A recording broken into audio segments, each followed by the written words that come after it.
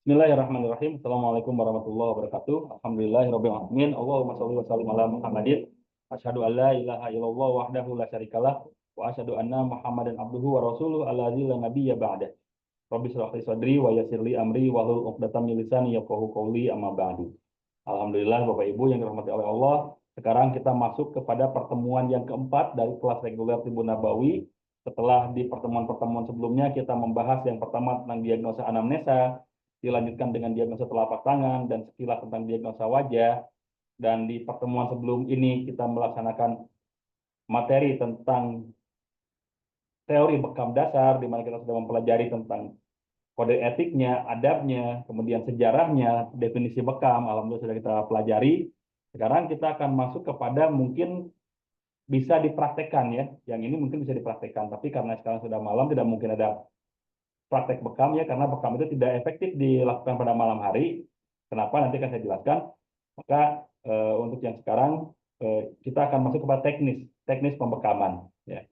Tapi sebelum kita masuk kepada teknis pembekaman, tentu saja sebagai salah satu bagian dari terapi, ada beberapa hal yang harus kita perhatikan dalam melaksanakannya. Tidak bisa kita sembarangan, tiba-tiba pasien datang, kita langsung bekam, tiba-tiba pasien datang, kita langsung lakukan terapinya, tanpa kita perhatikan beberapa hal yang mungkin urgent, mungkin penting, yang perlu kita lakukan gitu. Maka di pertemuan kali ini diawali kita dengan sesuatu yang harus kita jalankan, yaitu memperhatikan hal-hal yang harus diperhatikan pada saat pembekaman. Yang pertama, pra-bekam. Sebelum membekam, apa saja sih yang diperhatikan? Tentu saja ada beberapa hal ya. Ada beberapa hal yang diperhatikan. Yang pertama, maaf. Pertama kita perhatikan kondisi perut dari pasien kita. Kondisi perut dari pasien kita itu jangan pada saat terlalu lapar dan jangan juga pada saat terlalu kenyang. Kalaupun mau berbekam, setidaknya 1 jam setelah makan. Nah, mungkin ada pertanyaan, bagaimana kalau sedang saum? Kalau sedang saum itu ada satu pengecualian. Karena dalam melaksanakan saum, kita punya keajaiban. Perut kita, ya, pencernaan kita, lambung kita, walaupun tidak diisi selama 14 jam kurang lebih ya di Indonesia, tapi tidak merasakan lapar yang berlebihan. Ya, tidak merasakan lapar yang berlebihan. Beda kalau kita tidak meniatkan berpuasa gitu. Kita tidak meniatkan saum. Pagi-pagi sarapan, mungkin jam 7, jam 8 sarapan. Jam 1, jam 2 kita udah lapar lagi. Laparnya luar biasa sampai perut kita keroncongan. Tapi ketika kita melaksanakan ibadah puasa, sahur di sebelum subuh, jam 1, jam 2 memang agak sedikit lapar, tapi begitu lewat lewat aja jam 3 udah hilang lagi laparnya. Itu keajaibannya. Makanya pada saat kondisi seperti itu bagus kalau mau berbekam gitu. Jadi kondisi pencernaan sedang beristirahat, tidak sedang dalam kondisi yang terlalu kenyang gitu. Tapi tidak juga dalam kondisi yang terlalu lapar. Karena tadi sistem saraf kita sudah memberikan komando kepada lambung, kepada usus, kepada seluruh bagian pencernaan kita untuk menghentikan aktivitasnya, tidak terlalu banyak melakukan aktivitas sehingga tidak terlalu terasa lapar gitu. Ya. Tapi kalau dalam kondisi yang tidak puasa, perhatikan itu, tanyakan kepada pasiennya, Pak, baru selesai makan atau tidak? Baru baru saja makan. Oh, kalau baru saja makan, tunggu dulu Pak ya 1 jam, kita ajak ngobrol dulu. Mungkin kita berikan dulu madu hangat atau berikan kita minum apalah gitu supaya apa? Supaya kondisi pencernaannya biar istirahat dulu gitu. Kan kalau diberi madu hangat, diberi minum air putih biasa gitu ya, itu kan tidak berlebihan gitu, tidak akan mengganggu proses pencernaan, tidak akan menghambat juga proses pencernaan nantinya. Jadi tetap normal-normal saja insya Allah gitu. Nah, jadi kalau misalkan kita mau membekam, tanyakan, Pak, sudah makan belum? Sudah, kapan? Tadi lah, dari pagi misalkan. Oh, berarti aman. Kalau seperti itu. Tapi kalau misalkan baru saja sebungkusnya saya makan dulu, nah itu sebaiknya kita eh, pending dulu pembekamannya, jangan langsung lakukan saat itu. Ya. Ini mohon yang coret-coret dihapus dulu ya caratannya, karena yang bisa menghapus cuma yang mencoretnya gitu ya. Tolong dihapus dulu, nantinya takut mengganggu kepada screen yang lain. Ya, tolong ini yang mencoret tadi siapa ya? Pak Agus Subani kalau nggak salah ini. Tolong dihapus dulu nih, ya catatan-catatannya. Oke, itu yang pertama yang harus kita perhatikan, kondisi perut pasien kita tidak dalam kondisi yang terlalu lapar dan tidak kondisi yang terlalu kenyang. Dan yang kedua, perhatikan kondisi tubuh pasien. jangan dalam kondisi yang terlalu lemah juga. Makanya seperti sering saya sampaikan, kalau memang kondisi pasiennya tidak memungkinkan dibekam, ya jangan dibekam, jangan dipaksakan. Beda kalau misalkan kondisi pasiennya membutuhkan bekam, tapi kondisinya tidak terlalu lemah, masih fit, insya Allah itu masih boleh. Insya Allah itu masih boleh. Tapi kalau sudah terlalu lemah, bahkan untuk bangun saja susah, harus diinfus, ya jangan kita paksakan bekam. Kalau kita paksakan bekam, nanti malah membuat tubuhnya makin drop. Nah, makanya ketika saya sampaikan tidak ada kegawatan daruratan dalam bekam, ya seperti ini. Karena kalau kita paksakan pun, kita tidak bisa memaksakan gitu untuk kondisi seperti ini gitu ya. Mohon maaf Pak, itu jangan dicoret-coret lagi screen-nya Pak ya. Tolong dihapus dulu Pak. Oke. Nah, itu yang kedua ya, jangan kondisi tubuh yang terlalu lemah. Ada pasien yang sudah gagal ginjal yang sudah harus cuci darah gitu. Itu tidak bisa kita paksakan bekam ya. Kita tidak paksakan bekam karena kalau kita paksakan itu bisa mengakibatkan justru tubuhnya semakin drop nantinya gitu ya. Saya ulangi share screen-nya supaya tidak ada catatan-catatan. Nah, yang berikutnya yang harus kita perhatikan juga adalah kondisi pasca bekam. Kondisi pasca bekam yang kita perhatikan adalah tidak langsung mandi setidaknya 2 sampai 3 jam setelah bekam. Makanya ketika kita membekam, kita kasih tahu kepada pasiennya, Pak, mohon maaf setelah ini jangan mandi dulu ya 2 sampai 3 jam. Terus bagaimana kalau membekamnya sore hari? Ya kalau membekamnya sore hari ya otomatis mandinya besoknya, besok paginya gitu. Karena kalau misalkan membekamnya jam 5 nih, 3 jam kemudian kan sudah jam 8. Itu bukan kondisi yang baik untuk mandi. Makanya sebaiknya ya udah tunggu aja sampai besok pagi aja mandinya gitu. Jadi jangan langsung mandi sampai 2 3 jam setelah berbekam gitu ya. Kenapa? Karena posisi setelah bekam itu ada yang namanya recovery. Recovery itu adalah proses pembentukan darah baru pasca pengeluaran darah statis bekam. Jadi ada recovery. Pada saat recovery itu, pertama, detak jantung akan lebih kencang, sehingga tekanan darah akan semakin tinggi. Ketika tekanan darah semakin tinggi, suhu tubuh pun akan terasa lebih panas. Kalau kita langsung mandi, dikhawatirkan malah mengakibatkan pecahnya pembuluh darah karena ketika suhu sedang panas disiram. Nah, itu yang bisa berbahaya. Makanya kalau misalkan kita mau membekam atau setelah membekam pasien kita, sedang membekam pasien kita, beritahukan, Pak, Bu, jangan dulu mandi setidaknya 2 sampai 3 jam dari sekarang. Karena di posisi 3 jam itu setelah kondisi tubuh sudah stabil lagi. Kondisi tubuh sudah stabil lagi dengan catatan yang dibekamnya kondisinya fit. Kalau yang dibekamnya kondisinya kurang fit, misalkan waktu akan dibekam demam, waktu akan dibekam sedang agak lemah gitu, tapi bukan lemah-lemah banget gitu ya, masih memungkinkan dibekam, ya itu bisa lebih lama lagi mungkin ya. Sekarang dibekam jam 12 siang ya mandinya udah besok pagi aja gitu. Tidak langsung jam 3-nya mandi, tidak. Ya, besoknya aja bisa lebih lama lagi gitu. Ya. Jadi tadi tidak langsung mandi setelah berbekam itu ya, tapi tunggu 2 sampai 3 jam. Dan berikutnya tidak langsung makan, setidaknya menunggu sampai 1 jam. Kenapa? Tadi sama, pada saat recovery itu tubuh sedang membutuhkan energi yang luar biasa besar supaya recovery-nya maksimal. Kalau kita langsung makan, proses recovery energinya akan dibagi dengan proses mencerna makanan. Jadi ada dua kemungkinan. Mungkin proses mencerna makanannya tidak sempurna, mungkin proses recovery-nya tidak sempurna karena energinya yang harusnya full, ini kita bagi dua. Nah, makanya tunggu dulu, jangan langsung makan. Ya, 1 jam lah setelah bekam baru boleh makan gitu. Soalnya kalau dipaksakan bisa muntah. Ya. Kalau dipaksakan setelah 1 jam, belum 1 jam kita berbekam terus makan, bisa muntah. Karena tadi energi yang digunakan untuk mencerna makanannya kurang. Akhirnya tidak tercerna dengan sempurna, malah harus keluar lagi gitu. Nah, yang berikutnya tidak langsung melakukan aktivitas berat seperti olahraga atau hubungan suami istri. Ini kan sama ya, memicu detak jantung yang agak kencang. Kedua aktivitas ini baik olahraga ataupun mohon maaf berhubungan suami istri. Ini memompa jantung kita berdetak lebih kencang. Nah, sementara pasca bekam juga sama, detak jantung kita sedang kencang-kencangnya untuk proses pembentukan darah baru. Makanya jangan dilakukan bersamaan, misalkan tunggu dulu saja. Ya, tunggu dulu saja. Jika mau olahraga sekarang, Ya jangan bekam dulu. Kalau misalkan mau bekam dulu, minimal olahraganya besok gitu, olahraga beratnya. Kecuali kalau olahraga ringan seperti jogging gitu ya, itu masih mungkin. Tapi kalau olahraga berat, ya bukan jogging, jalan kaki gitu ya. Kalau jogging agak berat, seperti jalan kaki itu masih boleh. Tapi kalau misalkan olahraga berat seperti futsal, bulu tangkis, basket, nge-gym gitu ya, itu ditahan dulu, jangan hari itu juga gitu. Dan yang berikutnya, tidak boleh menggaruk luka bekas bekam. Kenapa? Karena pada luka bekas bekam itu terjadi perlukaan yang ketika kena sesuatu ya dikhawatirkan adanya infeksi.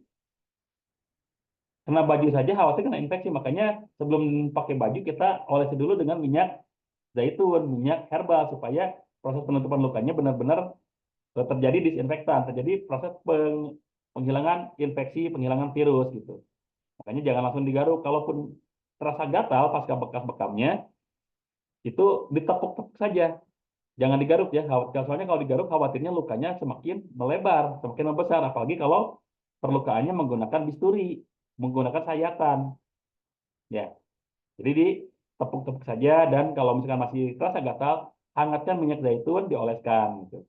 Jadi berikan minyak zaitun yang sudah dihangatkan. Ya jangan jangan panas-panas banget lah, hangat lah supaya nyaman saja ke tubuh kitanya gitu. Ya. Ini pasca bekam yang harus kita perhatikan. Dan juga yang harus kita perhatikan adalah kondisi lainnya. Kondisi lain pasien yang kita harus perhatikan apakah boleh dibekam atau tidak. Ada beberapa poin. Yang pertama, tidak sedang mengkonsumsi pengencer darah. Soalnya kalau sedang mengkonsumsi pengencer darah kita paksakan bekam, khawatirnya khawatirnya malah si darahnya itu tidak berhenti mengalir. Karena kan darahnya tidak mengalami pengentalan, terus saja keluar. Itu yang kita khawatirkan. Makanya ketika kita melakukan anamnesa, tanyakan kepada pasien kita, Pak, Bu, mohon maaf, sedang mengkonsumsi pengencer darah atau tidak?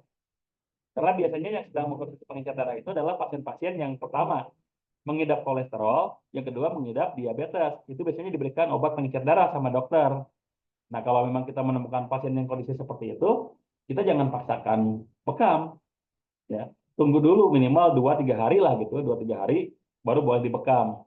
Karena kalau masih mengkonsumsi pengencer darah tadi khawatirnya darahnya tidak berhenti keluar.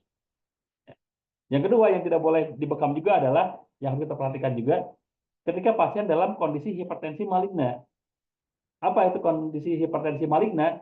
Hipertensi yang terjadi secara signifikan dan terjadi secara seketika.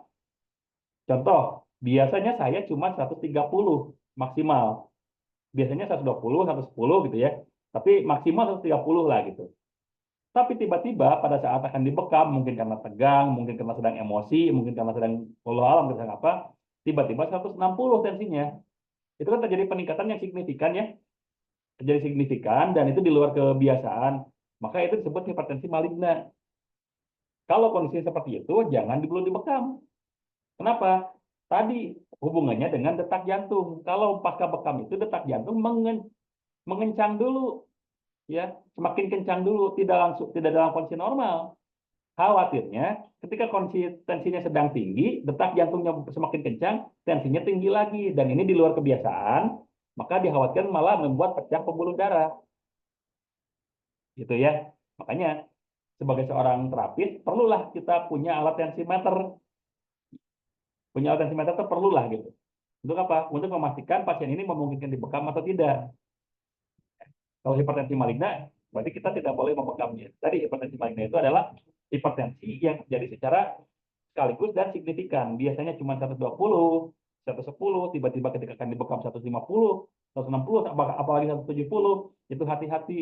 Kalau kita paksakan bekam, dikhawatirkan malah terjadi pecah pembuluh darah. Ya. Kecuali kalau memang biasanya dia hipertensi. Biasanya memang hipertensinya kecenderungan. Biasanya memang 170. Ya udah, kita bekam aja nggak apa-apa. Karena memang biasanya segitu. Jadi ketika pasca bekam detak jantungnya semakin kencang, paling cuma ada kenaikannya cuma tidak terlalu tinggi gitu. Tidak terlalu berubah dari kecenderungan biasanya. Itu masih aman kalau dibekam. Tapi yang tidak aman itu biasanya rendah, tiba-tiba ketika akan dibekam tinggi, nah itu tidak aman. Kalau biasanya tinggi, dibekam, insya Allah aman, bahkan bagus. Ya, untuk membantu menstabilkan tensi darahnya kepada posisi yang seharusnya nantinya. Dengan catatan yang memang tidak bisa sekaligus, harus rutin berbekamnya gitu. Ya. Yang ketiga yang tidak boleh dilakukan atau kondisi yang memang tidak memungkinkan untuk dibekam adalah pada saat pasien mengalami diabetes mellitus kronis. Gula kering, gula basah itu kan istilah ya, cuma istilah di keumuman saja. Padahal sebetulnya mau melihat seseorang kadar diabetes sudah kronis atau belum itu bukan dilihat dari kering atau basahnya, tapi berapa angkanya. Kalau angkanya di bawah 300 berarti masih aman sebetulnya. Ya, masih aman untuk bekam. Karena biasanya kalau di bawah 300 itu luka masih mudah sembuh gitu. Tapi kalau sudah di angka 500 lebih, kadang-kadang luka lama sembuh. Makanya kalau sudah di angka 500 kita sebaiknya hindari pembekaman sebaiknya. Ya. Tapi tetap kita lihat kecenderungan ya, kecenderungan keumumannya bagaimana dia. Tapi kalau misalkan kita sebagai bentuk kehati-hatian, kalau sudah di angka 500, sebaiknya hindari pembekaman. Khawatirnya lukanya lama sembuh. Kalau sudah lukanya lama sembuh bisa berakibat fatal nantinya gitu. Ya, gitu ya.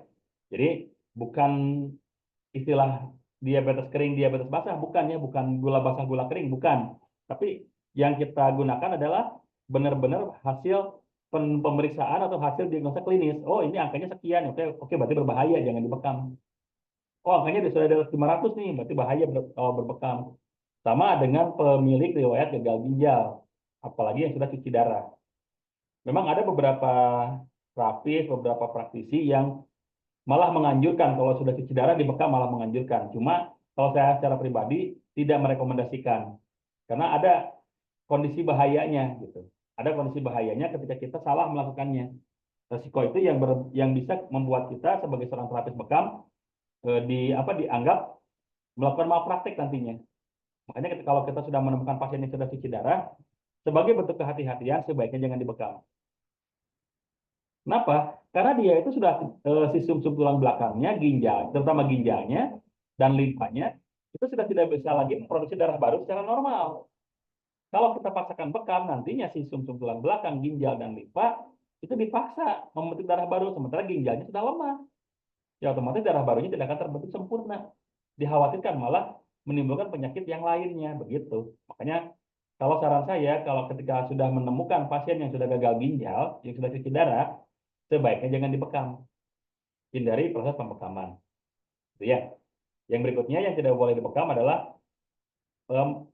memiliki infeksi kulit lokal seperti panu, kudis dan lain-lainnya. Jadi ketika pasien memiliki kondisi ada panunya, ada kudisnya, ada kurapnya dan sebagainya, jangan dibekam pas di situ. Contoh yang ada panunya, jangan dibekam di pas yang ada panunya. Kenapa? Panu itu kan jamur kulit ya.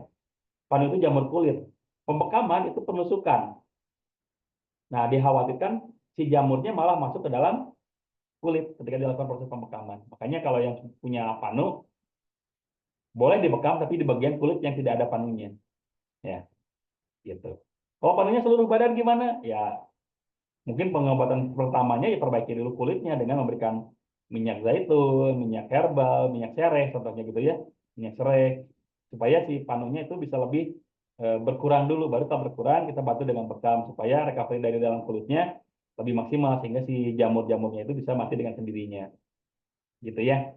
Nah, ini beberapa hal yang harus kita perhatikan pada saat kita membekam. Prabekamnya seperti apa yang kita perhatikan, pasca bekamnya juga kita berikan perhatian kepada pasiennya seperti apa, dan kondisi-kondisi lain yang harus kita perhatikan apakah pasien boleh atau tidak berbekam. Ini ada beberapa kondisi ya. Nah, berikutnya kita masuk kepada kontraindikasi bekam. Kontraindikasi itu adalah kondisi di mana orang tidak boleh berbekam. Yang pertama tadi ya, hipertensi maligna, hipertensi yang terjadi secara signifikan dan seketika. Itu jangan dibekam karena khawatirnya terjadi pecah pembuluh darah. Terjadi diabetes mellitus yang sudah tahap gangren, ini juga jangan dibekam karena tadi dikhawatirkan bisa mengakibatkan lukanya lama sembuh. Nah, pertanyaannya, kalau misalkan orang diabetes apakah boleh dibekam? Nah, kembali kepada angka tadi. Orang diabetes itu boleh dibekam, Pak, Bu. Ketika angkanya masih di bawah 400, itu masih aman dibekam. Dan itu pun hindari pembekaman yang jauh dari jantung, seperti kaki dan tangan. Walaupun yang penderita diabetes itu suka kesemutan, suka kebas kaki dan tangannya, tapi pembekaman di area itu justru bisa berbahaya. Kenapa? Si penderita diabetes itu kenapa kebas, kesemutan kakinya? Karena massa jenis darah penderita diabetes itu berat. Ya, massa jenis darahnya itu berat sehingga untuk sampai ke area-area yang jauh dari jantung seperti tangan dan kaki itu agak lama.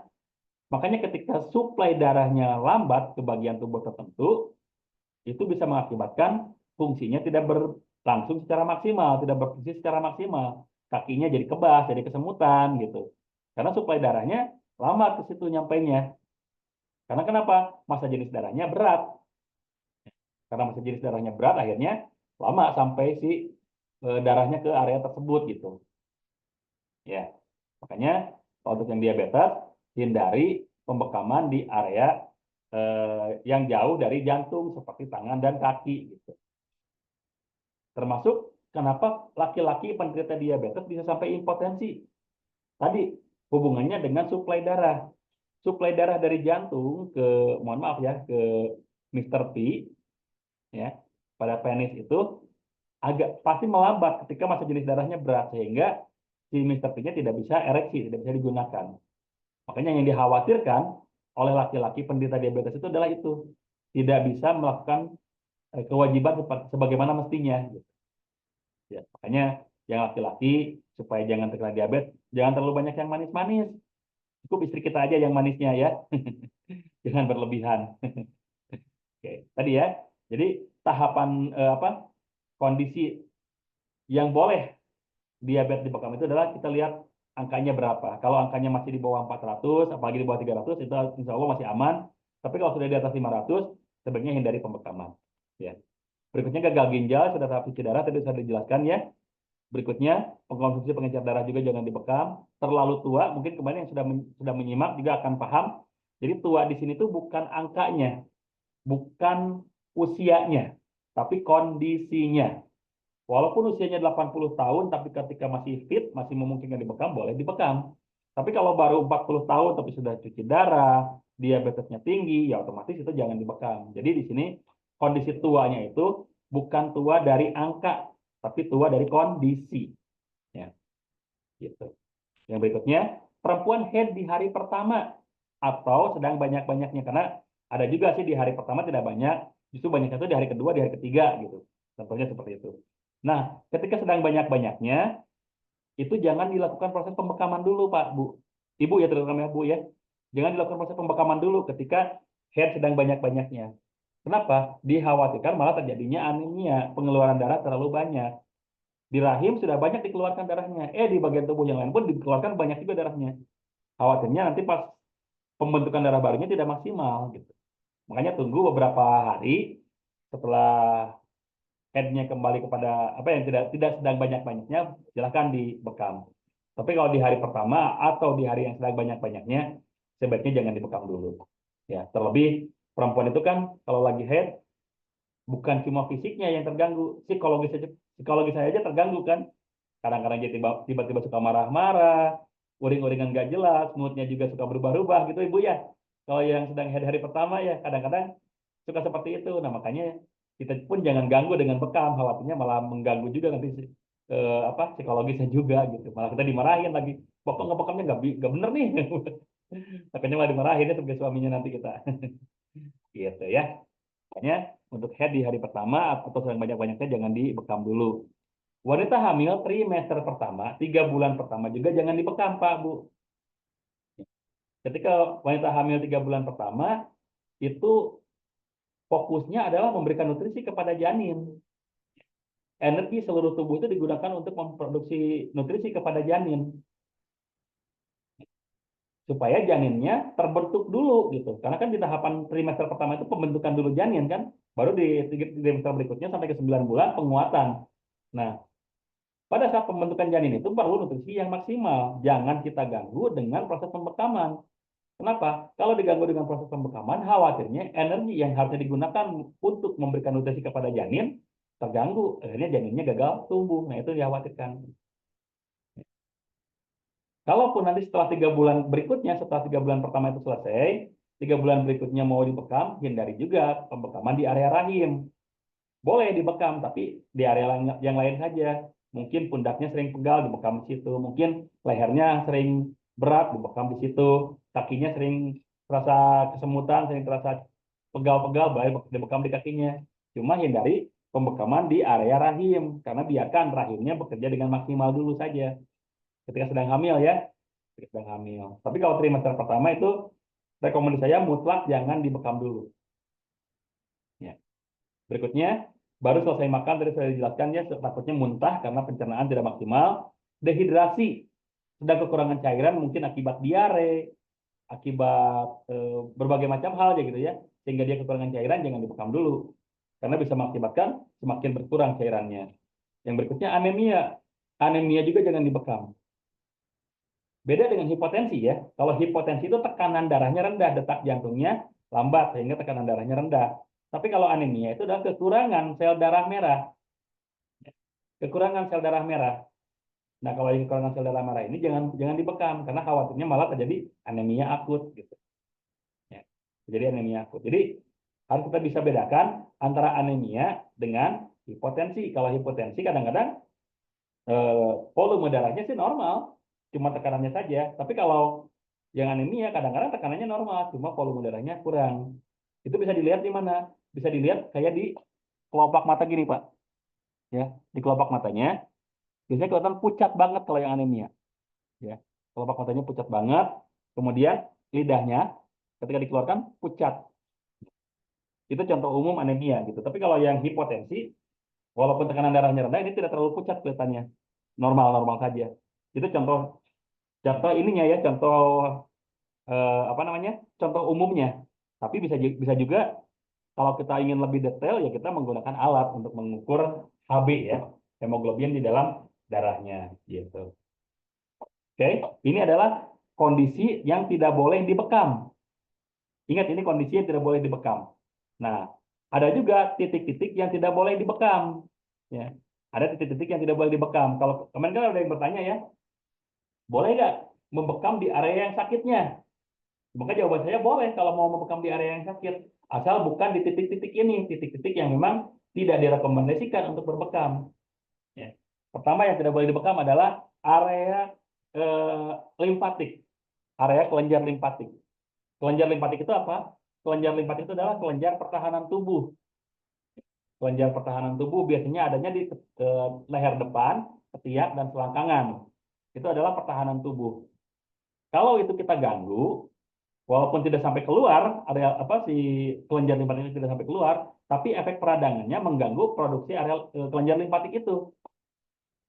Sementara kelenjar limfatik dibutuhkan untuk menjaga daya tahan tubuh. Contohnya ketika kita makan makanan yang mungkin makanan yang tidak sehat ya, seperti yang mengandung banyak MSG, pemanis buatan, penyedap rasa buatan gitu ya. Si kelenjar limfatik itu langsung menghalangi dulu, Pak. Dihalangi sama kelenjar limfatik supaya si zat-zat yang tidak diterima oleh tubuhnya jangan masuk ke dalam gitu. Dihalangi di situ. Makanya kadang-kadang ketika kita sudah terlalu banyak mengkonsumsi hal-hal yang seperti itu, suka terjadi benjolan di depan yang dinamakan kelenjar. Nah, itu kelenjar limfatik sebetulnya, ya. Suka ada benjolan di depan. Itu adalah indikator kita sudah terlalu banyak toksin yang masuk ke dalam tubuh kita. Stop, hentikan toksinnya supaya tidak lagi bertambah banyak. Kalau kita paksakan terus-terusan mengkonsumsi yang mengandung banyak toksin, itu khawatirnya malah si kelenjar limfatiknya kalah, menyerah, akhirnya dibiarkan saja toksinnya masuk dan akhirnya terjadi penumpukan toksin di bagian tubuh yang lain, di bagian organ yang lain. Itu yang dikhawatirkan. Nah, makanya kita ketika sudah ada benjolan-benjolan kecil nih di area depan gitu ya, yang dinamakan kelenjar itu, mulai hentikan makanan-makanan tidak sehat. Mulai perbanyak makanan-makanan yang memang dibutuhkan tubuh, terutama yang sifatnya detoksifikasi ya. Gitu. Seperti apa? Semangka, melon, pepaya, sayuran hijau, terus sayuran minuman-minuman yang mengandung mineral alami gitu ya. Itu yang dibutuhkan untuk mengatasi terlalu banyaknya toksin di dalam tubuh. Jangan lagi kita sudah ada benjolan di sini, malah kita masih aja makan gorengan, masih aja makan makanan minuman yang mengandung pemanis buatan, itu malah bisa berbahaya nantinya.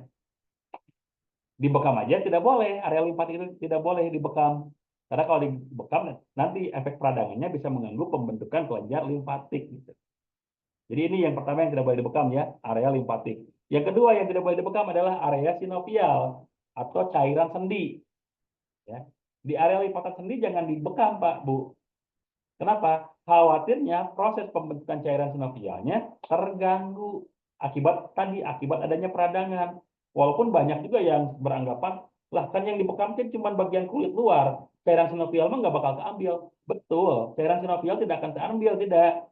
Cuma ketika terjadi proses pembekaman di area lipatan sendi, nantinya terjadi peradangan, maka akan menekan cairan sinovial, akan mengganggu kinerja cairan sinovial. Khawatirnya cairan sinovialnya malah semakin menciut, nantinya sendi kita tidak bisa digerakkan. Begitu, makanya suka ada yang beranggapan saya suka membekam di area lipatan sendi nggak masalah kok. Iya, Bapak nggak masalah, tapi yang lain khawatirnya bermasalah. Karena yang saya jelaskan ini sudah berdasarkan jurnal, sudah berdasarkan penelitian ilmiah, bukan pengalaman pribadi gitu. Kalau pengalaman pribadi, saya tidak berani menyampaikan sebagai dasar. Karena kemarin saya nyebrang jalan tol, Pak. Saya nyebrang jalan tol, aman, selamat, tapi apakah betul hal yang saya lakukan? Kan tidak, tetap aja itu melanggar, tetap aja itu salah gitu. Sama ketika kita membekam di area-area yang tidak boleh dan ternyata aman, bukan berarti yang lain aman gitu. Bukan berarti itu menjadikan dasar bahwa tidak apa-apa, bukan gitu. Ya, makanya kita sebagai seorang terapis perlu mengetahui minimal ya anatomi tubuh, dan untuk memperdalam keilmuan kita ya kita sertai dengan jurnal-jurnal, dengan penelitian-penelitian ilmiah, bukan dengan hanya pengalaman dari seseorang gitu. Ya, pengalaman seseorang bisa salah, ya pengalaman seseorang masih bisa keliru gitu. Makanya dalam ilmu kesehatan itu yang dijadikan dasar itu adalah pengalaman empiris ya. Jadi empiris itu kan berdasarkan pengalaman bukan hanya dari satu orang, tapi berbagai macam orang dan disertai dengan penelitian ilmiah, disertai dengan penelitian-penelitian, jurnal-jurnal seperti itu gitu. Contohnya bekam, secara empiris kan sudah terbukti ya, sudah terbukti khasiatnya. Karena dari zaman ribuan tahun yang lalu, dari zaman sebelum Rasulullah lahir, bekam sudah ada, kemudian disempurnakan oleh Rasulullah. Nah, setelah Rasulullah menyempurnakannya, penelitian-penelitian oleh ilmuwan Islam, oleh ilmuwan Barat pun dilakukan dan ternyata iya betul khasiatnya memang luar biasa. Makanya secara empiris bekam itu adalah pengobatan terbaik gitu. Jadi bukan hanya karena pengalaman satu orang dijadikan dasar, tidak. Ini yang melakukannya ribuan orang, bahkan jutaan orang gitu ya. Dan disimpulkan oh ternyata area-area yang disebutkan tadi itu berbahaya. Ya, seperti cairan limpatik, cairan sinovial, kemudian di bagian kulit lokal ya yang terjadi ada kelainan seperti ada panunya, ada kudisnya, ada kurapnya, dan di bagian area otak kecil. Jadi kalau misalkan kita pegang kepala kita belakang ada yang keras nih Pak ya, di bagian kepala kita nih ada yang kerasnya, ke bawah sedikit itu ada lembek, nah itu yang tidak boleh dibekam. Kalau yang kerasnya bagus dibekam, itu namanya titik koma 2. Tapi kalau yang ke bawahnya yang lembeknya itu area otak kecil, itu jangan dibekam. Ya, area batang otak, ujung batang otak itu jangan dibekam. Karena kalau itu dibekam, khawatirnya mengganggu sistem saraf. Karena kan di batang otak itu sistem saraf bekerja gitu. Ya, dari pusat saraf itu disalurkan ke seluruh anggota tubuh itu dari di batang otak itu gitu. Disalurkan ke tangan, ke kaki, ke mulut, ke mata itu disalurkannya di situ. Makanya kalau pembekaman di area itu dikhawatirkan mengganggu sistem saraf, bahkan yang lebih fatal bisa mengakibatkan amnesia, lupa ingatan. Karena di samping ini adalah penerima komando dari otak besar ya, ini juga adalah sebagai memori di situ, ya penyimpan memori di area otak kecil itu. Makanya di area otak kecil tadi ya, di bagian kepala yang keras, di bawahnya yang lembek ini jangan dibekam, bisa mengakibatkan eh, sistem saraf terganggu dan bisa mengakibatkan eh, ingatan berkurang gitu. Ya, itu adalah area-area yang boleh dibekam. Nah, setelah saya menjelaskan ini ada juga beberapa yang beranggapan banyak banget yang tidak boleh dibekamnya. Padahal kalau kita lihat cuma berapa titik yang tidak boleh dibekam. Yang lainnya silahkan bekam, ya. Yang lainnya silahkan bekam, di dada mau dibekam silahkan, di perut mau dibekam silahkan, di kepala mau dibekam silahkan. Cuman ini saja yang tidak boleh. Jadi kalau misalkan setelah mendengarkan penjelasan saya jadi merasa ternyata banyak yang tidak boleh dibekam. Enggak Pak, cuma sedikit sebetulnya. Dan itu pun sangat mungkin kita hindari karena jarang jarang ada keluhan di situ gitu ya. Nah, yang lainnya kan silahkan boleh dibekam. Yang lainnya silahkan bekam aja. Tidak masalah kalau yang lainnya. Termasuk kemarin, kalau misalkan ada yang sakit di area perut, misalkan mau dibekam di perut, boleh? Boleh. Ada yang sakit di area pundak, mau dibekam di pundaknya, boleh. Ada yang sakit di kepala, mau dibekam di kepalanya, di pelipisnya, kan boleh, tidak masalah gitu. Ini yang tidak boleh ya, cuma segini saja. Jadi ketika ada yang beranggapan, wah ternyata banyak aturannya dalam bekam, ternyata banyak yang ini.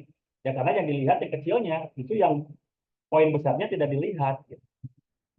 Ya, jadi ini adalah area-area yang tidak boleh dilakukan proses pembekaman. Nah, kalau begitu, area mana saja yang boleh? Area yang boleh adalah area selain itu. Nah, bagaimana cara menentukannya?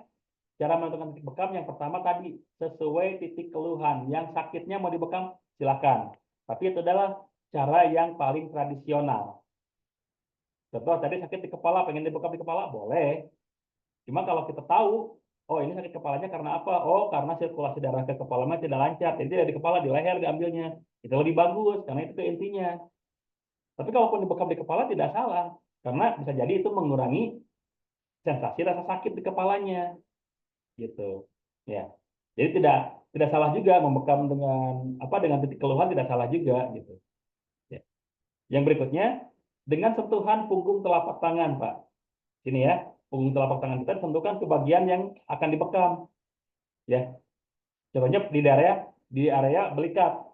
Kita pegang, oh iya ternyata di belikatnya agak hangat nih. Ketika di belikatnya agak hangat, itu biasanya terdapat indikasi penumpukan darah di situ.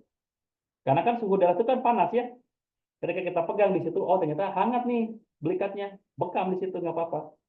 Ketika kita dengan punggung telapak tangan ini kita pegang pinggangnya, oh ternyata pinggangnya panas, mungkin di area ginjalnya sedang mengalami peradangan, kita bekam di situ. Boleh. Jadi dengan punggung telapak tangan ini boleh sentuhan telapak tangan punggung telapak tangan ini bisa menentukan titik bekam juga gitu. Dan juga dengan yang ketiga dengan diagnosa anatomi. Nah, kalau diagnosa anatomi ini adalah yang paling profesional yang dilakukan. Ya. Contohnya ketika ada orang yang punya penyakit MAH, asam lambungnya naik, maka kita perhatikan secara anatomi, oh lambung di mana ya? Oh lambung itu di bagian perut tengah atas. Kemarin sudah dibahas ya pada diagnosa ya. Oh, bagian perut tengah atas. Kita tarik ke belakang, disejajar dengan area lambungnya, kiri kanannya kita bekam. Lah, kenapa harus di punggung? Karena Pak, tubuh manusia itu sebetulnya seperti kulkas, Pak. Jadi bagian depan itu cover. Justru mesinnya banyaknya di belakang. Makanya, dan yang kedua, kenapa di belakang? Karena sum-sum tulang belakang itu yang mempengaruhi recovery-nya nanti, gitu. Jadi ketika berdekatan dengan sum-sum tulang belakang, ya itu akan lebih mempercepat proses perbaikan organ, gitu ya. Jadi lebih bagus dengan anatomi, dengan diagnosa anatomi. Oh ini sakitnya sakit kepala, tapi sakit kepalanya karena apa? Karena mungkin hipertensi, karena tensi darahnya tinggi. Oke, berarti jantungnya kita bekam supaya detakannya normal. Terus bagian leher belakangnya kita bekam gitu ya supaya sirkulasi darah ke kepalanya normal, jadi tidak terlalu pusing gitu. Nah, itu dengan kalau kita menggunakan diagnosa anatomi dan ini yang paling dianjurkan sebagai seorang terapis dianjurkan ini. Tapi kalau misalkan belum menguasai ini, ya boleh dengan punggung telapak tangan, boleh dengan titik keluhan. Tidak dipermasalahkan ya, diperbolehkan seperti itu. Nah, sekarang titik-titiknya, titik-titik bekam itu di mana saja? Yang pertama di umum mugit. Umum mugit itu puncak kepala, ya. Puncak kepala di sini itu sejajar dengan telinga kita dan sejajar dengan hidung kita, puncak kepala. Jadi paling keras di atas kepala itu boleh dibekam. Namanya titik umum mugit. Bahkan sangat disarankan dibekam. Yang kedua di komah dua. Komah dua itu di bagian kepala yang paling keras di belakang. Kepala yang paling menonjol keras di belakang. Itu komah dua. Sangat dianjurkan juga. Ini keduanya sangat efektif untuk masalah-masalah pada kepala. Migrain, vertigo itu sangat boleh. Dan catatannya untuk membekam di kepala ini adalah dengan dicukur. Dengan dibotaki di bagian yang akan dibekamnya. Tapi bukankah ada alat bekam yang tidak dengan cukur? Memang ada, tapi saya tidak merekomendasikan. Saya merekomendasikan justru dengan cukur. Karena apa? Pertama lebih aman, yang kedua lebih steril, yang ketiga khasiatnya lebih maksimal. Kalau yang tanpa cukur dikhawatirkan ada sisa-sisa darah yang menempel di rambut. Karena pembersihannya tadi tidak maksimal kan? Ada sisa-sisa darah yang menempel di rambut dan khawatir terbawa sholat. Gitu. Makanya lebih lebih efektif, lebih aman itu menggunakan yang dicukur untuk pembekaman di kepala. Ini koma 2. Ada lagi di leher belakang namanya al-akhdain. Al-akhdain ini adalah titik untuk menaikkan tensi darah, Bu. Ya. Al-akhdain ini adalah titik untuk menaikkan tensi darah. Jadi kalau yang darahnya apa tinggi, itu jangan dibekam di sini karena bisa menaikkan tensi darah. Tapi kalau darahnya rendah, bagus dibekam di sini. Ya. Yang darahnya rendah bagus dibekam di titik al-akhdain ini. Plus titik al-akhdain ini kalau darahnya normal bagus untuk memberikan sirkulasi darah ke otak. Jadi tadi kayak yang sering sakit kepala dibekam di al-akhdain itu sangat efektif karena bisa memberikan sensasi rasa nyaman di otak, di kepala terutama. Ya. Ada lagi titik al-kahil. Al-kahil kemarin sudah sedikit diulas bahwa titik al-kahil ini adalah untuk menyentuh 5 meridian tubuh. Ada jantung, liver, paru, limpa, dan lambung. Ini 5 meridian tubuh ini ternetralisir jika ada penyakitnya dengan pembekaman di titik al-kahil ini. Ya. Al-kahil itu di bagian punduk ya, tulang serviks 5 sampai 7. Jadi panjang, 5 sampai 7 sekitar segini. Jadi mau dibekam di area sininya boleh, dibekam sini boleh, dibekam tengahnya boleh gitu. Ya. Yang penting antara tulang servikal 5 sampai 7. Jadi tulang belakang atas itu di area tersebut gitu pembekamannya. Jadi tidak harus ini agak sedikit ke bawah juga tidak masalah sebetulnya. Agak sedikit ke bawah pun tidak masalah, di pas yang tengkuknya juga tidak masalah. Ya, karena area kahil itu panjang. Yang berikutnya al-katifain. Al-katifain itu di pundak, ya, di pundak. Tempat kita memikul beban itu di pundak namanya al-katifain. Atau ada juga yang dinamakan bainal katifain. Kalau bainal katifain ada yang menyebutkan al-kahil karena di tengah-tengah antara pundak. Nah, al-katifain ini adalah untuk menetralisir penyakit-penyakit yang berhubungan dengan organ tubuh atas, ya, punggung atas, tangan itu kan kalau kita suka memikul beban, pasti tangannya sering pegal-pegal tuh ya, dibekam di situ bagus. Plus al-katifain ini juga bisa menurunkan tensi darah. Jadi kalau ada orang yang tensinya tinggi, kolesterolnya tinggi, dibekam di al-katifain ini sangat bagus untuk menurunkan tensi darahnya dan untuk menurunkan kolesterolnya, gitu. Ya, ini al-katifain. Yang berikutnya ini titik al-dhahri.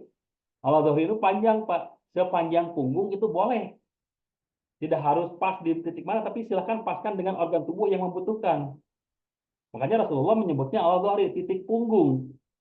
Walaupun ada namanya dhahril ala, dhahril wasati ya, dhahril supla, punggung atas, punggung tengah, punggung bawah, tapi tidak disebutkan sebelah mananya gitu. Silakan saja ditentukan saja oleh kita, oh ini yang bermasalah lambungnya nih, berarti kita ambil yang sejajar dengan lambung. Oh ini yang masalah jantungnya nih, jantungnya sebelah sini nih, berarti kita ambil sejajar dengan tulang belikat, karena itu posisi jantung. Oh ini masalahnya pada ginjal, kalau ginjal itu berarti sejajar dengan siku kita, ya. Kalau ini siku kita nih sejajar ambil, ya. Itu adalah titik ginjal. Nah makanya untuk titik al-dhahri, untuk titik punggung itu panjang. Silakan sesuaikan dengan kebutuhan yang pasiennya. Kalau memang pasiennya butuh di area pinggang, ya silakan ambil di pinggang. Butuhnya di area belikat, ambil di belikat. Gitu. Pinggang bawah yang berhubungan dengan usus, pencernaan dan sebagainya, boleh dibekam di area situ juga.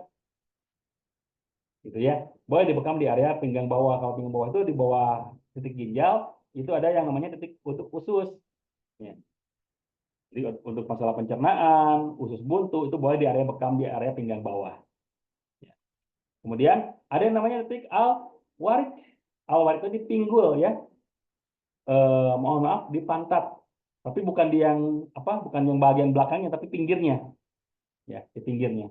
Ini juga sangat efektif untuk masalah sekresi, masalah pembuangan. Kalau ada yang susah buang air besar atau ada yang bahkan sampai ambeien, wasir, itu pembekaman di al-warik sangat efektif. Ya, sangat efektif pembekaman di al-warik. Apalagi kalau tambah dengan al-kiton. Al-kiton itu tulang ekor, itu juga sangat efektif untuk masalah-masalah sekresi pembuangan. Plus si al-kiton ini sangat efektif juga untuk masalah infertilitas, untuk masalah kesuburan, untuk masalah kejantanan, gitu. Sangat efektif juga titik al-kiton ini. Letaknya pas di tulang ekor. Memang agak geli kalau kita harus membekam di situ ya, tapi kalau memang dibutuhkan, bagus. Ya. Bagus kalau memang dibutuhkan membekam di area tulang ekor. Kalau kitanya agak agak jijian gitu ya, malas juga membekam di situ sebetulnya. Cuman ya tadi kebutuhan pasiennya memungkinkan nggak dibekam di situ. Kalau memang memungkinkan, kenapa tidak ya kita bekam saja gitu. Ya, akiton tulang ekor. Ada juga titik al-fahad. Al-fahad itu di paha dan al-sak di betis. Ini sangat efektif untuk keluhan-keluhan di kaki. Yang asam urat, yang rematik itu sangat efektif dibekam di sini. Dan ada juga titik zohril kodam sama untuk keluhan di kaki seperti asam urat dan rematik juga sangat efektif dibekam di zohril kodam ini. Nah, ini adalah beberapa titik bekam yang dicontohkan oleh Rasulullah. Walaupun masih ada titik bekam yang lain kayak di hammah, di apa namanya di dahi, di kening ya, ada juga di dubnu, di dagu, kemudian di saju, di bagian payudara gitu ya, di area payudara, di dada. Itu ada juga titik-titik di situ. Cuma untuk di sekarang yang saya sampaikan di sini dulu gitu. Nah, ini titik-titik bekam yang direkomendasikan oleh Rasulullah. Tapi kalaupun misalkan tidak mengikuti titik ini, saya mau di tangan membekam, boleh selama di titik yang bukan larangan tadi. Ya. Karena titik ini adalah titik yang dianjurkan, bukan yang diharuskan gitu. Titik yang dianjurkan sini. Tapi memang titik-titik ini setelah diteliti oleh para ulama, oleh para ilmuwan, Masya Allah khasiatnya luar biasa.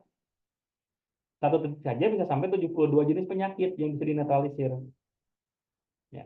Makanya insya Allah dengan kita mengikuti titik anjuran sunnah Rasulullah, itu akan bisa membantu menetralisir lebih banyak penyakit. Walaupun tidak menutup kemungkinan kalau misalnya keluhan di area yang lain, tidak mengikuti titik sunnah pun bukan berarti bermasalah, tetap diperbolehkan gitu ya. Ini nanti silahkan dibaca ini ya khasiat-khasiatnya dan apa letaknya. Sekarang kita maju ke proses pembekaman, mekanisme pembekaman ya, supaya kita sama-sama mengetahui cara membekam seperti apa. Walaupun saya sudah yakin ya, Bapak Ibu sudah tahu cara membekam itu seperti apa, tapi kita perlu perlu ketahui membekam seperti apa, titik bekam itu seperti apa gitu ya. Nah, yang pertama yang kita lakukan adalah diagnosa, kemudian berikan terapinya, sterilisasi, dan konseling. Ya, ini akan kita bahas pada mekanisme proses pembekaman ya, yang akan kita bahas di sini. Ketika diagnosa, kemudian konseling terapeutik, penanganan dan persiapan alat yang akan kita persiapkan pada saat pembekaman. Yaitu yang pertama ini nampan stainless, kop bekam, hand pump, pen lancet, hand scalpel, bisturi, kaset steril, tisu, minyak zaitun atau minyak herba, tempat khusus limbah infeksius. Limbah infeksius itu adalah limbah yang terpapar darah. Dan ada dua limbah yang terpapar darah itu, yang logam dan yang non logam. Kalau yang logam itu seperti jarum, bisturi itu memang dipisahkan. Kalau yang non logam seperti kasa, tisu juga itu harus dipisahkan. Jangan dibuang dengan limbah-limbah biasa kayak dengan dus bekas sarung tangan, dus bekas jarum itu bisa dibuang di tempat sampah biasa. Tapi kalau yang sudah terinfeksi, ada noda darahnya, ada bercak darahnya, maka harus dibakar gitu.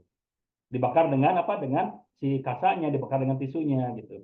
Nah, kalau yang logam, kita sebagai seorang terapis sebaiknya kerjasama dengan puskesmas. Karena biasanya puskesmas punya alat atau punya sistem untuk menghancurkan limbah-limbah logam infeksius. Biasanya kita berikan ke puskesmas, nanti kita bayar berapa per kilonya gitu. Ya, itu tergantung kebijakan antara kita dengan puskesmas sebetulnya. Ya.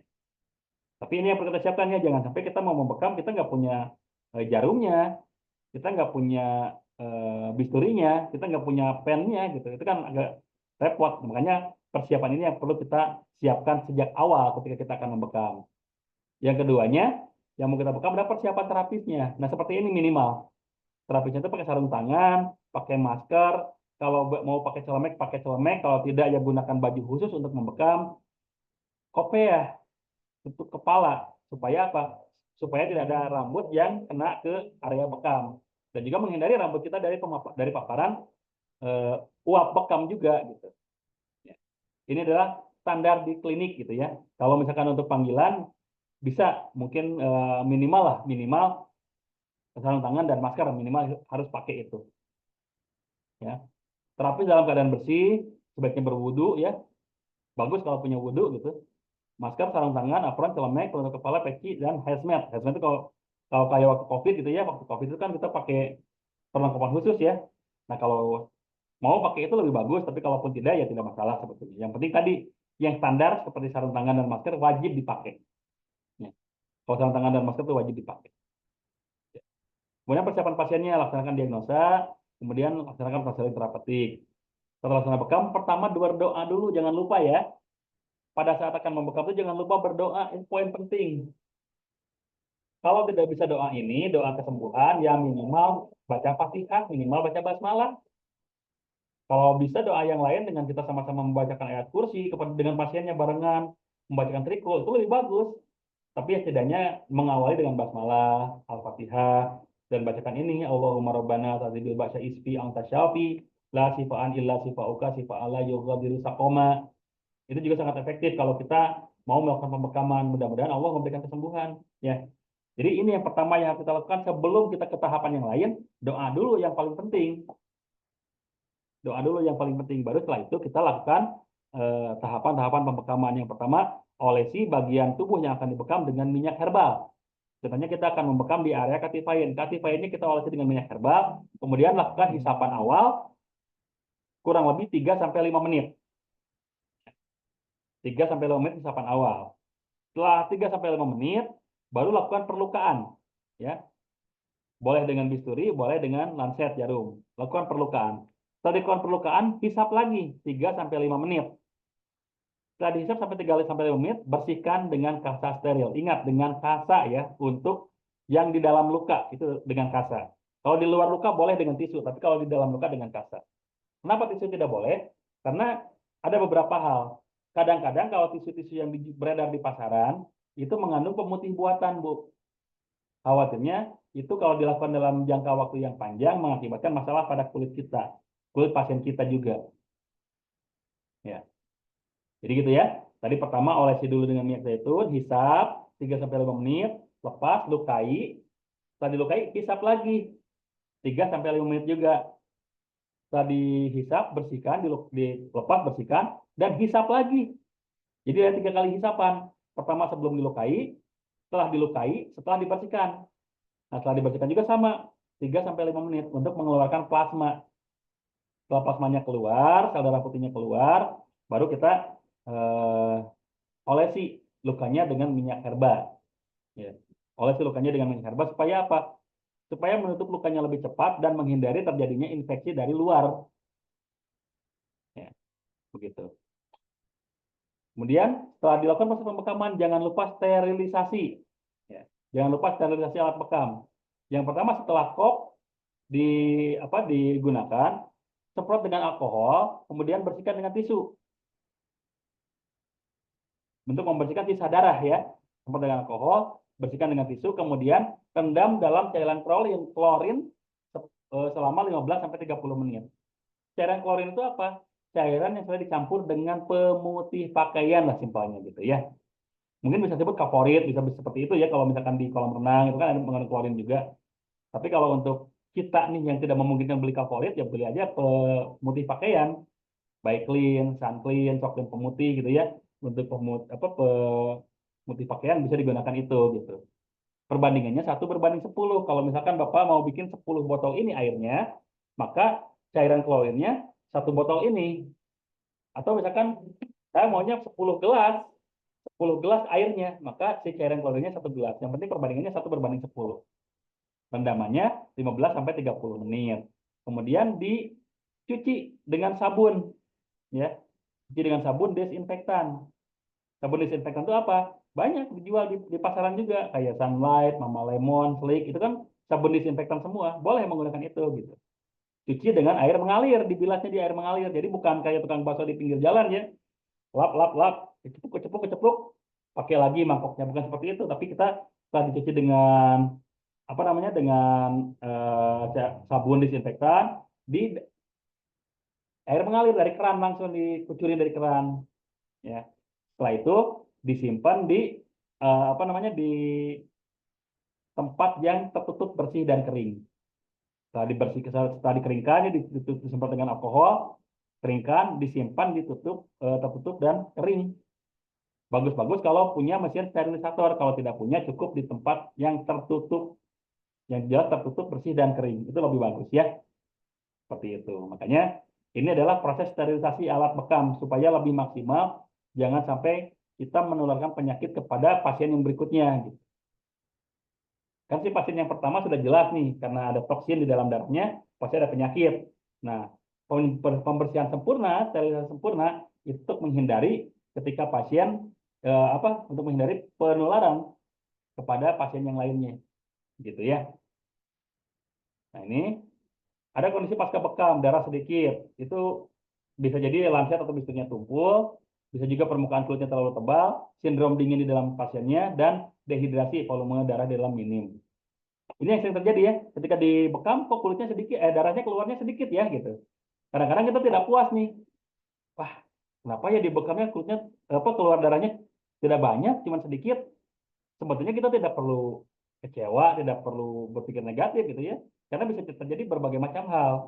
Mungkin saja si pasiennya dehidrasi, kurang minum, mungkin saja sindrom tubuhnya sedang dingin, ya. Tadi ya mungkin karena tensinya tinggi, tensinya rendah, volume darahnya juga rendah, makanya dia sindromnya sedang dingin, maka keluar darahnya pun sedikit. Bisa jadi juga permukaan kulitnya tebal, karena kan setiap permukaan kulit orang itu beda-beda. Ada yang memang tebal, ada yang memang tipis. Kalau yang tipis begitu kita lukai sedikit sedikit aja udah keluar darahnya. Tapi kalau yang tebal ya pasti agak lama keluar darahnya dan kemungkinan sedikit keluar darahnya gitu. Atau bisa juga pemantik alat bekam yang kita miliki itu tidak standar, mungkin terlalu tumpul ya sehingga kena ke kulitnya itu tidak sampai melukai, cuman menyentuh saja. Ya akhirnya cuman bahkan tidak sampai keluar darah gitu. Tapi apakah boleh dilukai lagi? Jangan, ya, jangan dilukai lagi karena kulit yang sudah mengalami peradangan kemudian dilukai dan dihisap lagi itu peradangannya sudah double. Ketika dilukai lagi itu yang keluar bukan cuma darah bukan cuma darah kotor, bukan cuma darah statis yang keluar nantinya, tapi bersamaan juga dengan darah bersih nantinya. Makanya walaupun keluar darahnya sedikit, tetap kita jangan lakukan perlukaan lagi pada titik yang sama gitu, karena bisa merusak jaringan kulit nantinya. Ya. Jadi sangat sering dipertanyakan, ya, sangat sering ditanyakan bagaimana kalau keluar darahnya sedikit, apakah boleh kita lukai lagi? Maka jawabannya kita tekankan sekarang tidak boleh dilukai lagi karena kalau perlukaannya dilakukan berulang-ulang pada titik yang sama yang sudah mengalami pengkopan, itu bisa mengakibatkan rusaknya jaringan kulit. Ya, rusaknya jaringan kulit bisa jadi seperti itu. Yang kedua, gatal-gatal pasca bekam. Yang pertama penyebabnya bisa jadi karena permukaan kulit kotor, ya, atau perawatan kita yang kotor, kurang bersih. Jadi mengakibatkan gatal pada kulitnya. Apalagi mohon maaf ya, pasiennya yang agak-agak jarang mandi sehingga dakinya banyak, biasanya ketika dilakukan proses pembekaman itu suka gatal setelahnya. Tapi kita jangan bilang, wah bapak sih jarang mandi, jadi gatal ya, jangan gitu pak ya. Wah bapak sih dakinya banyak, jadi gatal. Jangan gitu juga. Tapi setidaknya kita berikan penjelasan, kenapa ya gatal? Oke pak, nanti dibersihkan aja kulitnya pak ya, itu dari efek efek pekamnya seperti itu, kadang-kadang seperti itu pak, gitu. Tidak usah khawatir. Nanti setelah ini balut dengan minyak zaitun, kemudian kedepannya sering dibersihkan aja bagian kulit tersebut pak ya, gitu. Atau bisa juga kasih penjelasan yang kedua yaitu itu terjadi akibat efek histamin, efek penyembuhan penutupan luka oleh sel darah putih. Ya, efek penutupan luka oleh sel darah putih, makanya terjadi sensasi gatal dan itu wajar. Kan kita pun kalau luka ketika mau sembuh kan suka gatal dulu. Nah, itu berikan penjelasan itu kepada pasien kita. Ini yang sedang terjadi, Pak, gitu. Jadi kita mau sedang mengalami proses penyembuhan luka sebetulnya. Sel darah putihnya sedang bekerja, gitu ya. Yang berikutnya, mengantuk pasca bekam itu wajar, ya, wajar karena kita sedang menghabiskan energi untuk merecovery. Bahkan bagus kalau setelah dibekam itu istirahat. Bagus kalau setelah dibekam itu tidur. Ya. Bahkan tidak sedikit yang ketika dibekam malah tidur. Boleh nggak? Boleh. Ketika dibekam tidur tidak masalah. Ya.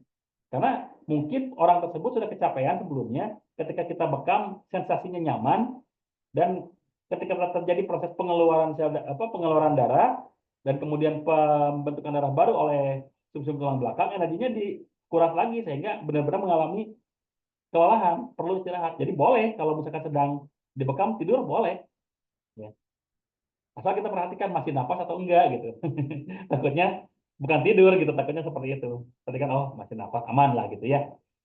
Jadi kalau misalkan mengantuk pasca bekam wajar karena itu sedang terjadi proses recovery. Yang keduanya lemas pasca bekam juga kadang-kadang tidak masalah juga. Ada yang lemas setelah dibekam.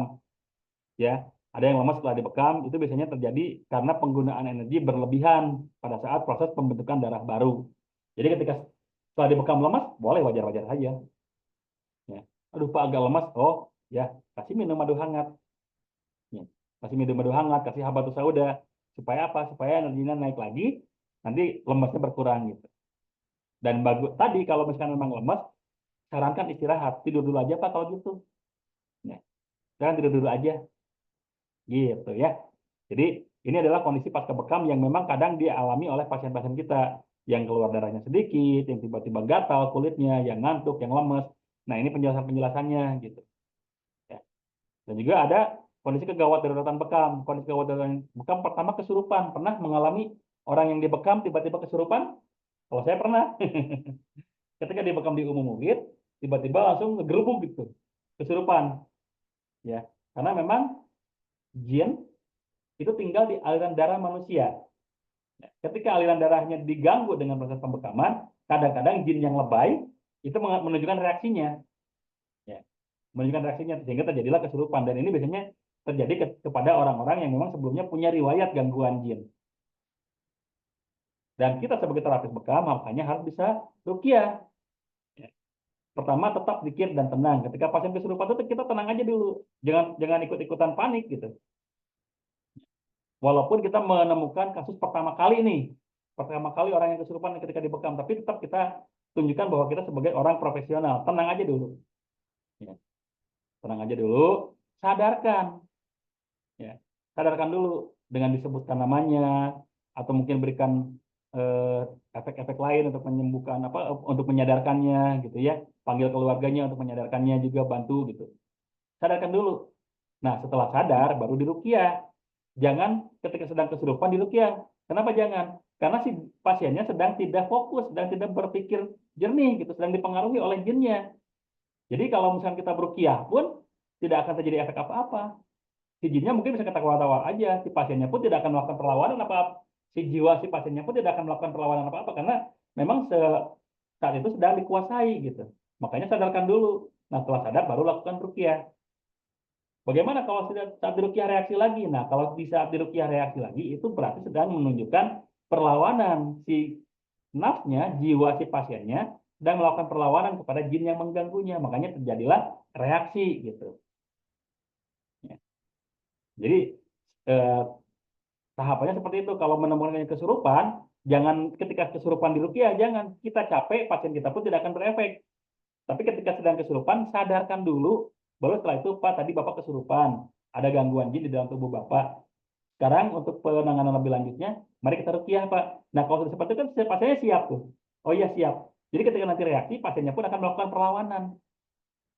Ya, jangan pasiennya sedang kesurupan, sedang ngamuk, kita ruqyah, teriak-teriak, bacakan Al-Quran, teriak-teriak, kita bacakan doa. Kecil kemungkinan keberhasilannya. Beda dengan kita meruqyah secara sadar si pasiennya. Itu akan lebih lebih besar potensi kesembuhan. Gitu ya. Yang kedua yang sangat mungkin adalah pingsan. Pingsan ketika dibekam. Ini mungkin terjadi karena sebelumnya kondisinya lemah, memang karena takut jarum gitu ya, macam-macam penyebab lah gitu ya. Maka ketika ini terjadi, berikan udara lepas dulu semua kop pekam, ya, kop pekam yang menempel semuanya lepas, berikan udara segar, baringkan menghadap kanan. Kenapa menghadap kanan? Karena kan jantung di sebelah kiri. Jangan sampai jantungnya ketindih. Kalau menghadap kiri nanti jantungnya ketindih. Tapi biarkan jantungnya di atas supaya detakannya lebih maksimal. Dan kepalanya tanpa alat, jangan pakai bantal. Kenapa? Supaya dari jantung ke kepala itu lebih rendah. Jadi si sirkulasi darahnya itu lebih cepat ke kepala ke otak, jadi lebih cepat sadarnya. Ya, berikan aromaterapi dan kalau masih belum sadar, berikan pijatan di sini, area palit antara mulut dan hidung. Itu sangat mempercepat proses penyembuhan atau penyadaran pasca pingsan. Ya, ini cara penanganan pasien yang pingsan pasca bekam. Yang gatal-gatal tadi sudah diberikan ya oleh minyak zaitun hangat. Yang darah terus mengalir, ini mau tidak mau harus dibawa ke tempat pengobatan atau pusat kesehatan terdekat gitu ya. Contohnya ke puskesmas, ke dokter, ke rumah sakit. Khawatirnya perlukaan kita terlalu dalam, perlukaan kita terlalu lebar sehingga perlu dijahit. Khawatirnya seperti itu. Kalau memang darahnya tidak berhenti mengalir tuh. Soalnya kalau dibiarkan itu nanti bisa mengakibatkan kehabisan darah nantinya gitu. Makanya kalau udah ketahuan pasiennya tidak berhenti darahnya nih, langsung kita berikan kasa tutup perban, langsung bawa ke pusat kesehatan. Bisa jadi nanti perlu dijahit, bisa jadi seperti itu. Ya, ini adalah kondisi kegawat daruratan pasca bekam, dan inilah yang perlu kita ketahui sebagai seorang terapis bekam. Baik, sekarang sudah jam setengah 10, saya mau coba masuk ke pertanyaan, ke chat, silakan ya. Saya sudah ada 6 chat yang masuk, saya coba lihat ini apakah pertanyaan atau bukan. Oke.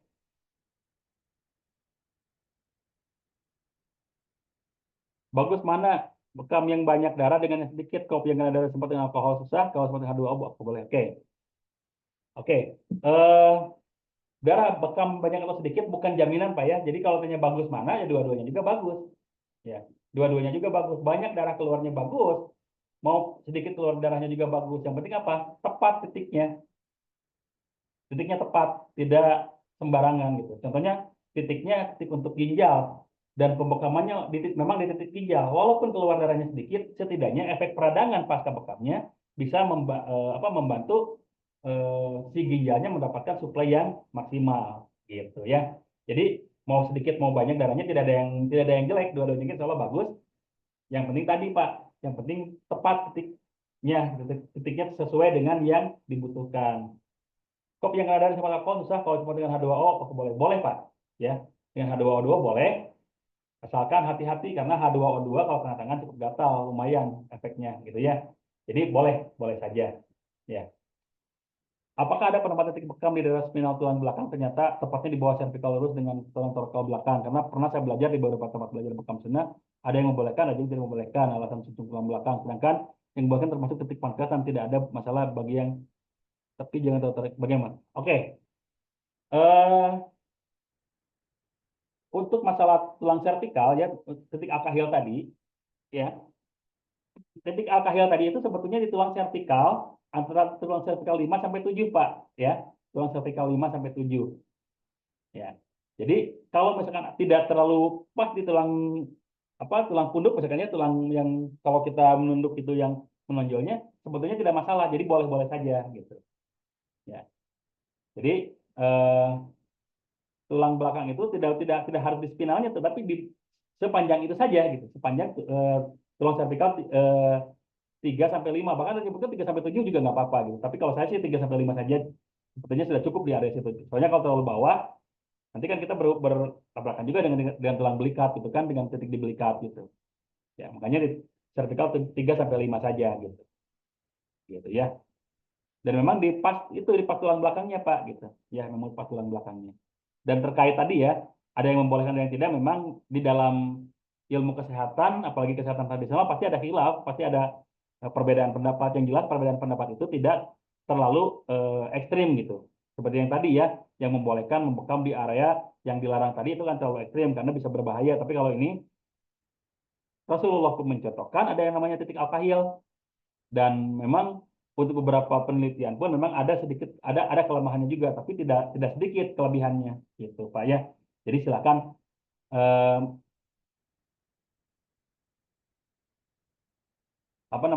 silakan di situ boleh. Termasuk titik pankreas dan tidak ada masalah tapi jangan terlalu keras. Kalau titik pankreas diperbolehkan Pak. Kalau saya justru mengajukan titik pankreas itu bagi orang-orang yang terkena diabetes, titik pankreasnya dimaksimalkan. Ya, ya masalah pengisapannya jangan terlalu keras memang betul. Ya, jangan terlalu penarik, jangan terlalu keras penariknya memang betul. Karena mau kalau misalkan terlalu penarik keras juga bisa mengakibatkan eh, bisa mengakibatkan si pasiennya kurang nyaman juga. Nah, kalau titik pankreas, kalau saya merekomendasikan Pak, ya, kalau titik pankreas saya merekomendasikan justru untuk orang-orang yang terkena diabetes, saya selalu merekomendasikan titik jantung dan pankreas yang dibekamnya. Begitu. Itu tanggapan saya Pak. Mudah-mudahan bisa menjawab ya. Terutama tadi ya titik alkahil yang di tulang belakang itu. Kalau saya di titik vertikal 3 sampai 5. Titik bekam stroke kemarin sudah dijelaskan ya. Titik bekam stroke sudah dijelaskan berulang-ulang. Jadi yang pertama, stroke itu diakibatkan apa dulu? Diakibatkan oleh faktor darah tinggi disertai komplikasi kolesterol atau diabetes yang bisa mengakibatkan stroke itu seperti itu. Tapi pemicu utamanya adalah darah tinggi, hipertensi. Maka pertama kali pembekaman untuk orang yang stroke bisa dengan pembekaman untuk menurunkan tensi darah. Di mana tadi? Di area alkatifain. Itu yang pertama. Setelah di area alkatifain, tambah titik alkahil, dan karena stroke itu adalah masalah pada sistem saraf pusat, maka dianjurkan dibekam di titik umum muhid. Ya, titik umum muhid di area puncak kepala. Ya, di area puncak kepala itu dianjurkan di situ, Pak. Jadi untuk yang eh, apa namanya? Kalau untuk masalah itu, untuk masalah pembekaman stroke tadi di situ, Pak ya. Apakah boleh bagian kaki yang bengkak dibekam? Contohnya kaki yang bengkaknya. Kita lihat dulu Pak bengkaknya karena apa, ya. Bengkaknya karena apa? Karena kalau bengkaknya karena misalkan karena cedera gitu ya, karena terbentur itu masih boleh. Tapi kalau misalkan bengkaknya karena faktor lain gitu ya, contohnya ada yang bengkak itu bengkak air disebutnya gitu ya. Kalau dibekam agak berbahaya juga. Jadi kita tahu dulu bengkaknya karena apa. Ya. Apakah amben cukup hanya dengan bekam? Ya tentu saja tidak apa ya. Juga harus dibantu dengan konsumsi herbal-herbal yang menunjang gitu. Apa misalkan yang ambeien bekam titik alkiton dan alwarik misalkan. Tapi kita makannya masih makanan yang pedas, masih makanan-makanan yang kurang serat, ya otomatis ambeiennya akan susah sembuhnya. Makanya selain dibekam, ada yang paling utama itu dibantu dengan mengkonsumsi herbal-herbal yang sifatnya pencahar, yang tinggi, yang meningkatkan serat gitu, yang melancarkan sirkulasi apa sekresi. Seperti kalau misalkan minum zaitun, kemudian makan buah-buahan yang apa yang sifatnya pencahar, ya seperti apa seperti semangka, melon, pepaya gitu itu sangat bagus gitu Pak. Ya.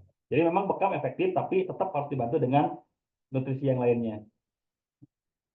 Titik kejantanan tadi kalau titik kejantanan sudah dijelaskan tadi ya di alkiton dan alwarik. Alkiton dan alwarik dan kalau mau tambah dengan 3 jari di sebelah kiri kanan pusat. Insya Allah itu membantu titik kejantanan kalau laki-laki. Kalau perempuan itu bisa membantu titik kesuburan juga. Gitu ya. Jadi alkiton ditambah alwarik plus 3 jari di pinggir kiri kanan pusar.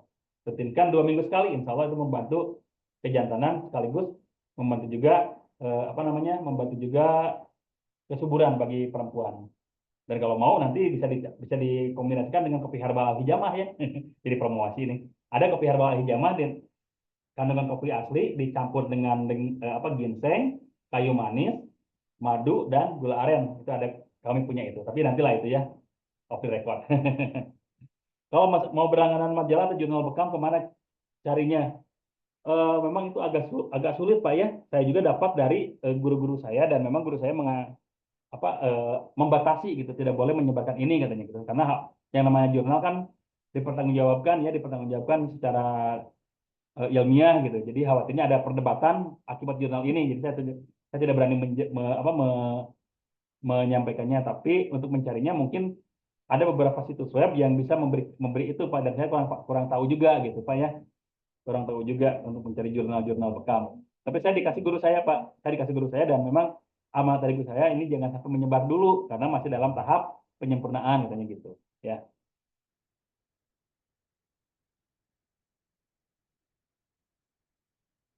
Kalau pasien tua tapi orangnya masih sehat masih ini sudah dijelaskan tadi di awal ya.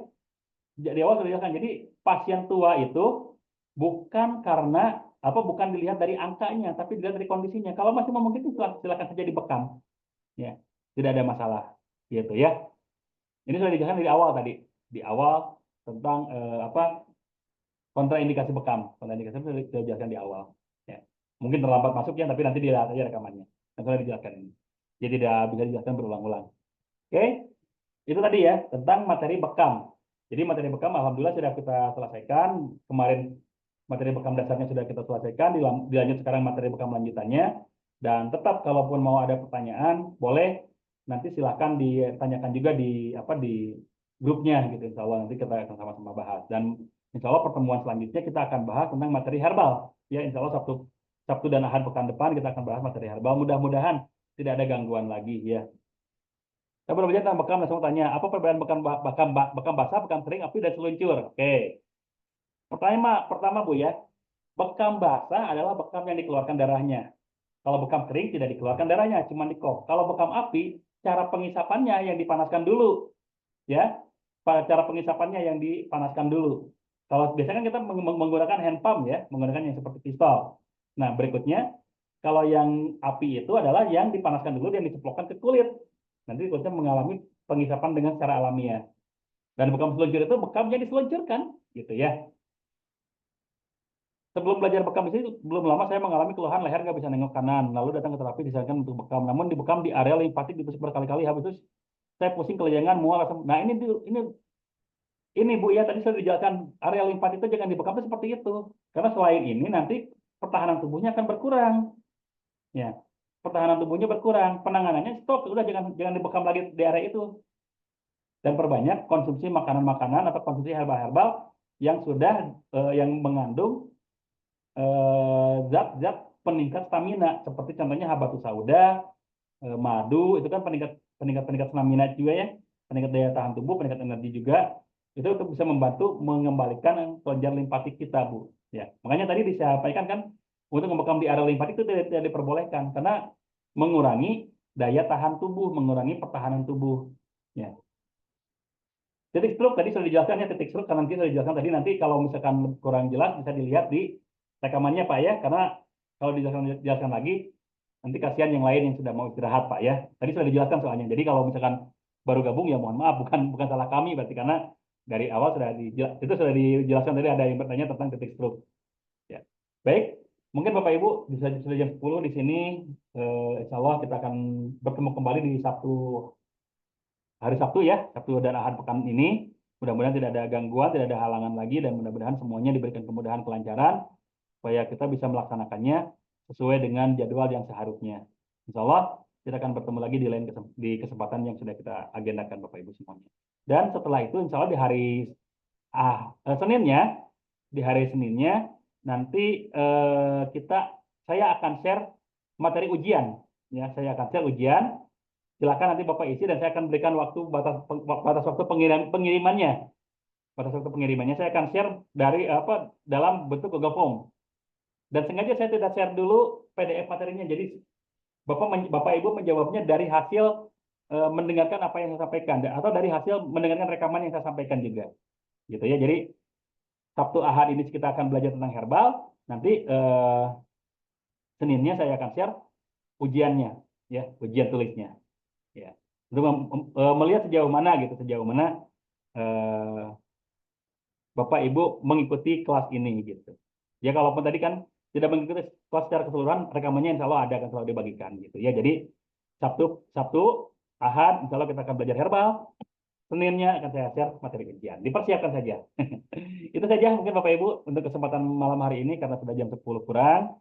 Kita jangan terlalu malam juga, kasihan yang berada di Indonesia bagian tengah dan timur.